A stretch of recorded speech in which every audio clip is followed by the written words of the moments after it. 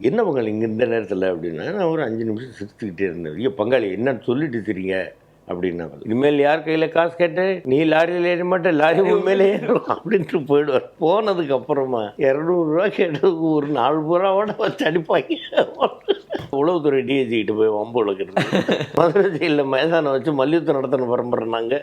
Sub ஜெயிலில் பூரா ஏன் சப்ஜெக்ட் தான் பாடமாக எடுத்து நடத்திட்டு இருக்காங்க. சிப்ஸு அப்புறம் திடீர்னு வர சொன்னதே நான் தானே. என்னுடைய தம்பி வந்து செக்ரட்டேரியேட்டில் ஒர்க் பண்ணும்போது விவேக் ஒர்க் பண்ணிட்டு இருந்தாப்புல. அப்பையிலேருந்தே எனக்கு பழக்கம், மனதில் உறுதி வேணும். ஃபஸ்ட்டு படத்துலேருந்தே எனக்கு பழக்கம். அப்படின்னா டப்பிங் ஆர்டிஸ்ட் பழகினவர்கள் எல்லாரும் திடீர்னு போகிறாங்க அப்படிங்க. நம்மளும் ஒரு நாளைக்கு போவோம்ன்றது வேறு விஷயம். திடீர்னு இந்த இழப்புகள் தாங்க முடியல, மனசு ரொம்ப வேதனையாக இருக்குது. ஸோ இந்த இடத்துல வந்து நான் ஒவ்வொருத்தருடைய பேர் சொல்கிறேன் சார். அவங்க கூட நடந்த ஒரு மறக்க முடியாத சம்பவத்தெல்லாம் நீங்கள் சொன்னீங்கன்னா சந்தோஷமாக இருக்கும். வடிவேலு சார். பங்காளி வந்து என்னன்னா, ஒரு நாள் நைட்டு 11 மணிக்கு ஃபோன் பண்ணேன். என்ன பங்காளி இங்கே இந்த நேரத்தில் அப்படின்னா, நான் ஒரு 5 நிமிஷம் சிரிச்சுக்கிட்டே இருந்தேன். ஐயோ பங்காளி என்னன்னு சொல்லிட்டு தெரியுங்க அப்படின்னாங்க. கம்பீரம்னு ஒரு படம்.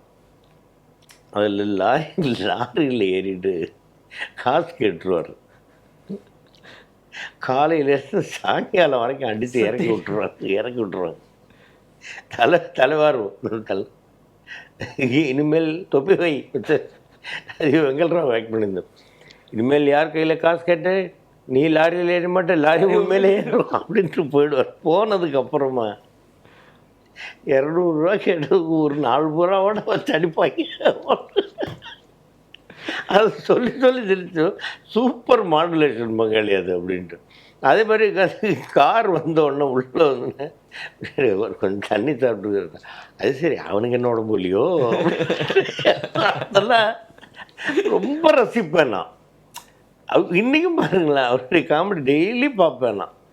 அந்த மாதிரி அதே மாதிரி தேவையில்லாமல் இந்த உளவுத்துறை டிஐஜிக்கிட்ட போய் வம்பு வளர்க்குறது. மதுரை ஜெயிலில் மைதானம் வச்சு மல்யுத்தம் நடத்தின பரம்பரை நாங்கள். சப் ஜெயிலில் பூரா ஏன் சப்ஜெக்ட் தான் பாடமாக எடுத்து நடத்திட்டு இருக்காங்க. சிப்ஸு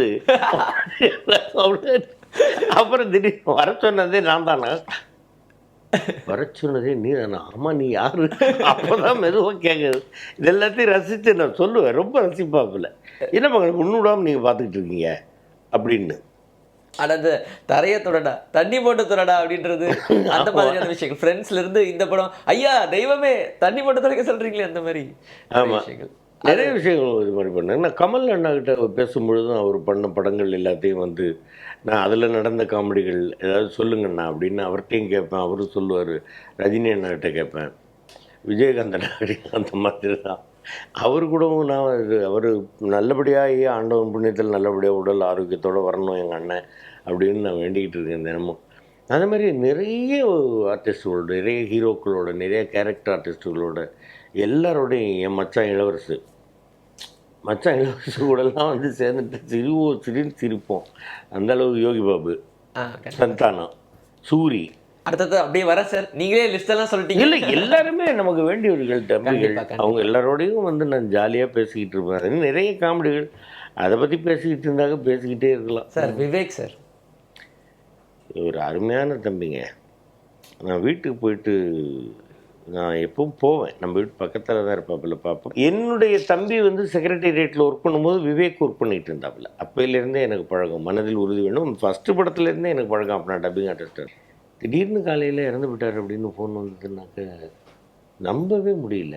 என்ன இது அப்படின்ட்டு. அதே மாதிரி தான் மயில். பிப்ரவரி 16ஆம் தேதி எனக்கு ஃபோன் பண்ணுறேன். நான் பார்க்கிங் ஷூட்டிங்கில் இருக்கேன். நம்ம எங்கடா இருக்கேன்னா, நான் இந்த மாதிரி ஷூட்டிங்கில் இருக்கேன்டா. இது மாதிரி 18ஆம் தேதி இன்றைக்கி சிவராத்திரிடா, நிறையா கோயிலுக்கு போவேன்னா நான் ஷூட்டிங்கில் தான்டா இருக்கேன். கூப்பிட வேண்டியது கடமைடா. கூப்பிட்டேன். சரி நீ வா, பரவாயில்ல நான் பார்த்துக்கிறேன், நான் உனக்கும் சேர்த்து வேண்டிக்கிறேன் அப்படின்னா. அதுதான் பேசுனது லாஸ்ட்டாக. அதுக்கப்புறம் அவன் சிவமணியும் போயிருக்கிறாங்க, கோயிலுக்கு கிளம்பாக்கம் சிவன் கோயிலுக்கு போயிருக்காங்க. காலையில் திடீர்னு ஃபோன் பண்ணி மயில்சாமி இறந்துட்டாருன்றாங்க. எனக்கு என்ன வாழ்க்கை நிற்குமிழின்றது வேறு விஷயம். திடீர்னு பழகினவர்கள் எல்லாரும் திடீர்னு போகிறாங்க அப்படிங்க. நம்மளும் ஒரு நாளைக்கு போவோம்ன்றது வேறு விஷயம். திடீர்னு இந்த இழப்புகள் தாங்க முடியல, மனசு ரொம்ப வேதனையாக இருக்குது. ஸோ அவரோட நம்ம கரெக்டாக நோபாலான கரெக்ட். இவங்க எல்லாரும் நம்மளை சுற்றியே இருக்கிற ஆட்கள். அது ஒரு பெரிய கஷ்டமாக இருக்கும் பாருங்க. இல்லை இந்த கொரோனாவில் நிறைய பேர் இறந்தாங்க. யார் இருக்காங்க யார் போனாங்கன்னே தெரியல. பாண்டு அண்ணா இறந்ததெல்லாம் தெரியவே தெரியாது. ஆமாம், அந்த மாதிரி என்னுடைய ரொம்ப க்ளோஸ், நான் பங்காளின்னு கூப்பிடுவோம், வீரமணின்னு டப்பிங்கில் இருந்தாப்புல, அப்புறம் யூனியனில் எல்லாம் பொறுப்பில் இருந்தாப்புல, நான் படங்கள்லாம் நடித்தாப்புல. அவர் தவறிட்டார். போக முடியல, போகக்கூடாது, வரக்கூடாதுன்றாங்க. பார்க்க முடியும். ஆமாம், அதாவது மனைவி இருந்தால் கணவனால் கிட்டக்க போய் தொட்டு அழ முடியல. எவ்வளோ பெரிய ஒரு கொடுமையான இது பாருங்கள்.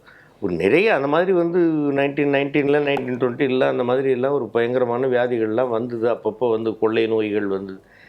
வேதனையாக இருக்குது இதெல்லாம் பார்க்கும்பொழுது. இனிமேல் இந்த மாதிரி எதுவும் வராமல் இறைவன் எல்லா மக்களையும் ஆரோக்கியத்தோடு வைக்கணும். மக்கள் அனைவரும் மன சமாதானத்தோட ஈகோ இல்லாமல் வாழணும் சொல்லுங்க அப்படிங்கிறது தான் என்னுடைய வேண்டும். பட் விவேக் சாரோட இருக்கக்கூடிய காம்போல கடவுள் புள்ளி வச்சார், அதை சுற்றி நான் கோலம் போட்டேன்ற மாதிரியான விஷயங்கள்லாம் இப்போ வரைக்கும் பார்த்து நினைச்சாலே சரி போகிறோம் இல்லையா?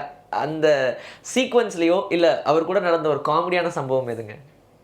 இல்லை, அவர் கூட நிறைய, அதாவது அவர் என்ன சொல்லுவார், ரொம்ப கிரிட்டிக்கலான ஒரு சீன் அப்படின்னாக்கா அது பாஸ்கர் தான் பண்ண முடியும். விவேக்கே எனக்கு ஃபோன் பண்ணாவில்ல, ஒரே ஒரு சீன் தான்மா பாஸ்கர், பட் அது நீ தான் பண்ண முடியும்பா, நீ பேசிக்கிட்டே இருப்ப, நான் உன் ட்ரெஸ் எல்லாம் கட்டிக்கிட்டு போவேன், ஒரு டிராஃபிக் சார்ஜென்ட்டு அந்த மாதிரி ஒரு இது அப்படின்ட்டு பாளையத்தம்மன் படத்தில் நான் ஆக்ட் பண்ணேன். அதே மாதிரி இந்த படம் குரு நாள், இந்த மாதிரி நிறைய படங்கள் அவர் கூட நான் பண்ணியிருக்கேன். ரொம்ப தன்மையான ஒரு நாட்டு நலனில் அக்கறை கொண்ட ஒரு தம்பி.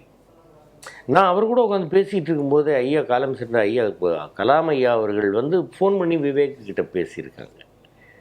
அதில் இந்த மரம் நடணும், பூமியை வளமாக்கணும், செழிப்பாக்கணும் அப்படின்றதுலெல்லாம் ஒரு பெரிய ஆர்வம் உள்ளவர். அவரையும் இறைவன் பறித்து கொண்டான் இல்லையா? ரொம்ப வேதனையாக இருக்குது இதெல்லாம்.